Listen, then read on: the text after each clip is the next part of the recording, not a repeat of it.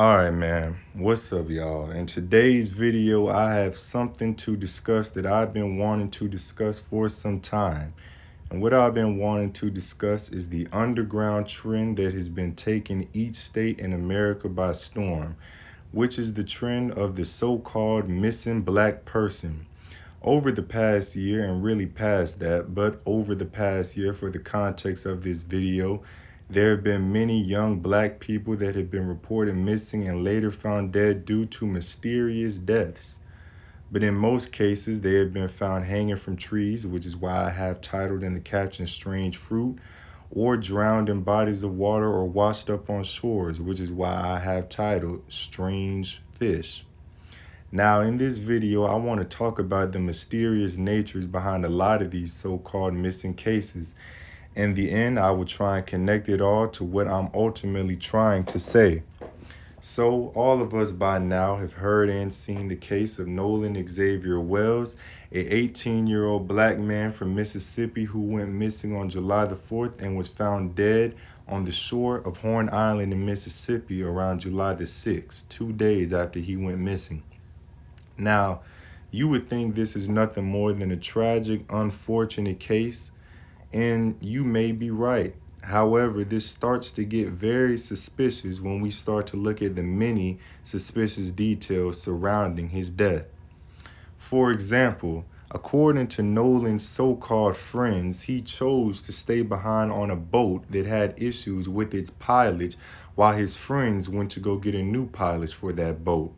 But some of his other so-called friends say what actually happened was he chose to stay behind to speak with the young woman he just met with and wanted to get to know her. Now, this young woman in this story says, no, actually, he did not stay behind with me. He went with the young friends of his. So you see, none of this is adding up. Then you add into the fact that if he did choose to stay behind to speak with this young girl, why would he leave his phone behind if he was going to exchange contact information with her and so on and so forth? And even if he wanted to stay behind on the boat, why would he stay behind on a sinking boat without his phone?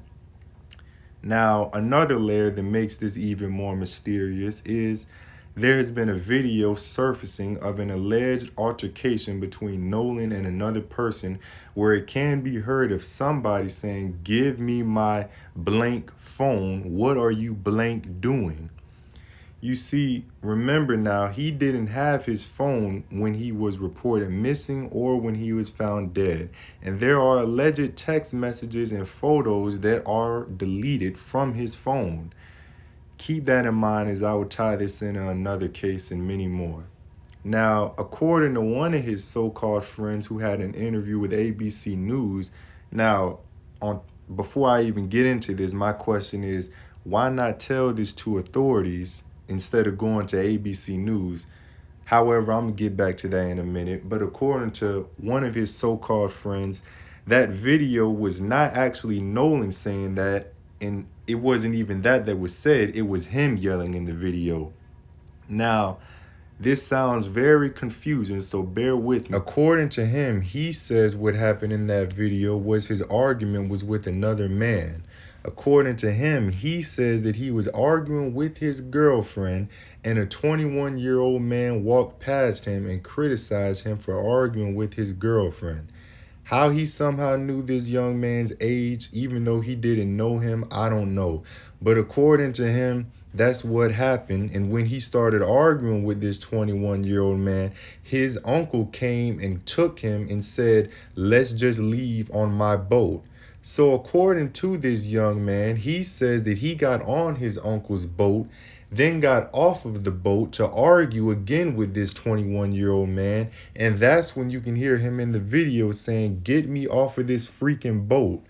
Now, this doesn't make one bit of sense, does it? Because if he just got off of his uncle's boat to go back into the water to argue with this 21-year-old man, why would he need to get off of the boat if he's not even on one? Once again, adding more mystery to this case. To make these stories sound even more conflicting, there has also been alleged audio of one of Nolan's so-called friends calling a dispatcher to report issues that they had with the boat. Now, this sounds as if it was recorded between a young man and his mother as they have to play catch up to this whole case to make themselves look good. But in the audio that was released, his friend says that they need help and their boat is sinking. Now, the dispatcher asks if everyone is okay and on safe ground. He replies, yeah, everyone's good. So if the boat Nolan was on was sinking, why would he choose to stay on a sinking boat? Without his phone, mind you. And why would his so-called friends say, yeah, everyone is good and is on safe ground? You see, it's not adding up. To make matters even worse, Nolan's so-called friends say that they did not know where his phone was. Now, this doesn't make sense as when his mother tracked his phone as she didn't know where he was, she found out that it was at his friend's house upstairs in his room.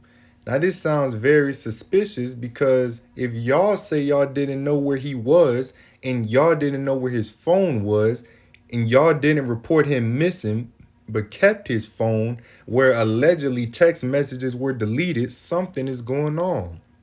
On top of this, Nolan's dad got a call from a young girl that tells him that Nolan's car keys and phone are upstairs in his friend's room, the same room that had his phone. Now, there has also been a reported photo that was taken at 1 in the morning on July the 5th of Nolan at his friend's house, the same house where his phone and keys were on his friend's Xbox upstairs in his room, as Nolan was in a pool with his friends at that time. Now hold up, if he went missing at around 3:30 on July the 4th, how is he in a pool that night on July the 5th? If he went missing around 3:30 on July the 4th, why did no one except his mother report his missing? And why did his friends report his missing days later? Why would they keep his phone and his keys only until his mother has to come and get them? The same phone and keys that they say they don't know what happened to them. Now, this brings us to the present day, where Nolan's autopsy report from the independent investigation autopsy by attorney Ben Crump has been released that leaves more questions than answers. For starters, when Nolan was found, he was found fully clothed. This is very important because according to his so-called friends, he went missing around 3:30 when he had only on swim trunks. Now, how was he fully clothed when they found him? Did he really leave the island, come back with full clothes on, and then got in the water? On top of that, there was red discoloration around the back of his head. If he drowned, how is that there? Nolan's throat was also missing, which is very important because the throat is one of the most important parts to determine a drowning. Why would the state not give his throat? Why are pieces of his internal organs in his stomach, which could identify if this was a drowning, missing?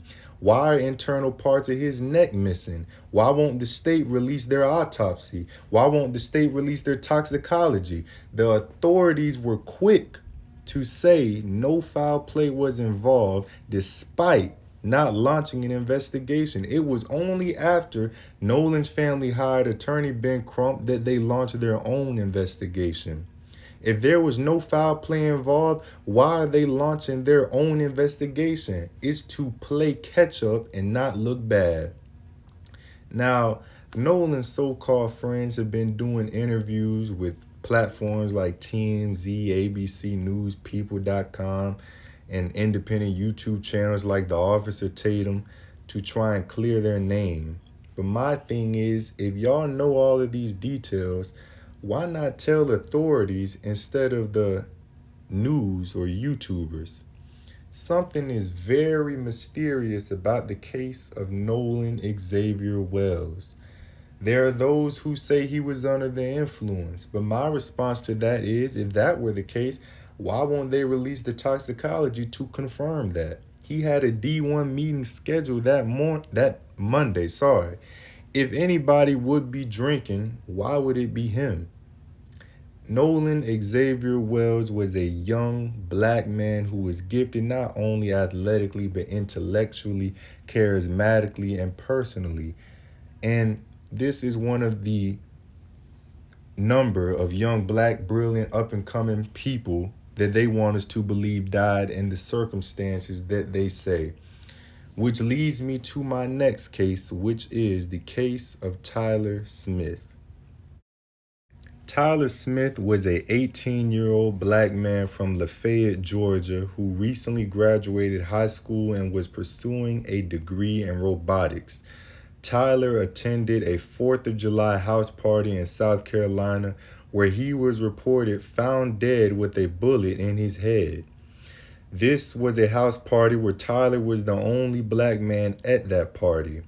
Now, where it gets mysterious is where his so-called friends threw away the weapon and hid it.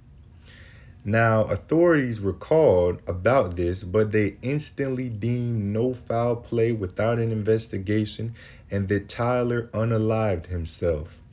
Now, where it gets really bad is where his so-called friends told authorities that they were playing Russian roulette and that Tyler accidentally shot himself.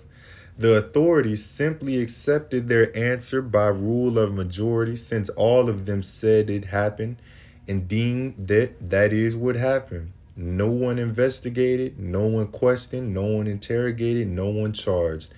To make things even worse, authorities said that there was no point in investigating the hidden gun because if they were playing Russian roulette, all of their fingerprints would be on the gun.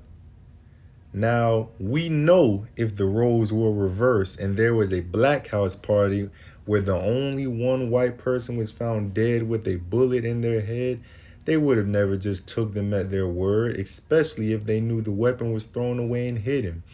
Yet again, another promising young black man with a death that has left more questions than answers. Which leads me into my next person. Gerard Jackson was a 28-year-old black man from Michigan who was found dead hanging from a tree near a festival in Electric Forest. Jackson's case is very mysterious because he had called authorities earlier that day to report a alleged criminal incident with a friend. Authorities came and spoke with his friends and deemed there was no criminal activity involved. Jackson was found hanging from a tree in Electric Forest later that day. His phone that allegedly had text messages deleted and his car keys were left behind in his car. Authorities instantly deemed no foul play and did not launch an investigation and have not released the autopsy. Daryl Lowry, remember that name, was a 13-year-old black kid who went missing around July 20th. He was found in a body of water and was initially ruled as a drowning with no foul play involved. That was until, due to pressure from his family, an investigation was launched and it was found that Daryl had several stab marks, leaving many questions as to how he got them if he simply drowned. This then was revealed that Daryl had got into an altercation with a 17-year-old named Landon Austin Moore of Caucasian descent and a 16-year-old who is unnamed, and Landon stabbed Daryl several times before holding his head underwater until he couldn't breathe anymore. Now, Landon had since been arrested and the 16-year-old has been taken to a juvenile center. We still do not know what they will be charged with besides the 17-year-old to this day. Now, Daniel Irvin was a 18-year-old black student who was an honor roll student and a member of the swimming team who went missing around April earlier this year. Daniel was found in a body of water with authorities listing his death as an accidental drowning with no foul play involved. Daniel's family urged authorities to investigate what happened as they do not believe that their son, who was a member of the swim team, had drowned. Daniel was with a 19-year-old named Lucas Roper and an unnamed 17-year-old who allegedly jumped off of a railroad track together into a body of water, and the young man Daniel drowned. Mind you, the only member of the swim team that we know of out of this trio is the one who drowned. It makes it even more suspicious when now, later on, the 19-year-old Lucas Roper has been arrested and charged with tampering evidence. Authorities say that Lucas threw out Daniel's clothes and drove away from the scene using Daniel's car. Allegedly, he deleted text messages as well, which, as you know by now, is a common theme in these cases. His parents have called for more investigation to take charge, as if he was not guilty of murder, why would he tamper with the evidence? As of today, he is yet to be charged or investigated with these things. Neither is the 17-year-old, as authorities still deem Daniel's death as an accidental drowning. Forgive me if I pronounce this next name wrong, but Juliana Nidzida was a 16-year-old girl from the DR Congo who migrated to North Carolina in Charlotte. Juliana went missing on April 28th of this year and was found hanging from a tree on a property managed by the U.S. House of Prayer for All People Church. The church has said nothing about this, and authorities immediately deemed no foul play and ruled it was another case of a person unaliving themselves. This is no different from the case of Tonia Nicole of Miami, Florida, who was visiting for the holidays for Juneteenth, who is from Michigan, who was found hanging from a tree near Gwen Cherry Park in Miami, Florida on June 18th. Authorities immediately ruled no foul play and deemed this as another case of a person unaliving themselves. There has been no independent autopsy, investigation, or anything of that matter at this time.